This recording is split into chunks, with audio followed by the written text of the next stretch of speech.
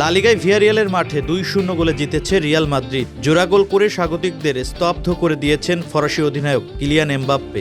Alvaro আলবোলোয়ার দলটি 59% পজিশনের পাশাপাশি 12 শট নিয়ে অন টার্গেট রাখতে পারে 4টি। বিপরীতে 10 শটের মধ্যে স্রেফ একটি লক্ষ্যে ছিল স্বাগতিক ভিয়ারিয়ালের।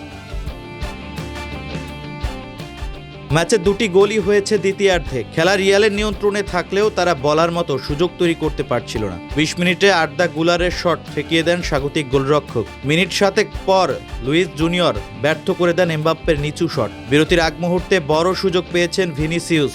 ভিয়ারিয়ালের ভুলে বল পেয়ে ব্রাজিলিয়ান তারকা বক্সের বাইরে থেকে শট নেন, তবে দুর্ভাগ্যবশত বল বেরিয়ে যায় পোস্ট ঘেঁষে। কাছাকাছি সময়ে ভিয়ারিয়ালের সেনেগালিস তারকা পেপ গেয়ের কিক জালের দেখা পায়নি।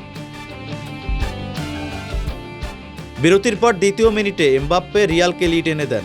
ভিনিসিয়াসের সঙ্গে বল দেওয়া নেওয়ার পর এক ডিফেন্ডারের বাধা টপকে ফরাসি তারকা কোনাকুনি শটে জাল কাঁপান। 70 মিনিটের পর ভিয়ারিয়ালের একমাত্র লক্ষ্যে থাকা শটটি সেভ করতে তেমন অসুবিধা হয়নি থিবো কোর্তোয়ার। যোগ করার সময়ে এমবাপ্পে ফাউলের শিকার হয়ে পেনাল্টির বাঁশি বাজান রেফারি। পানেনকা শটে সফল লক্ষ্যভেদ করেছেন এমবাপ্পে। চলতি মৌসুমে লা লিগার সর্বোচ্চ এই স্কোরারের এটি 21তম গোল। তার ধারে কাছে কেউ নেই।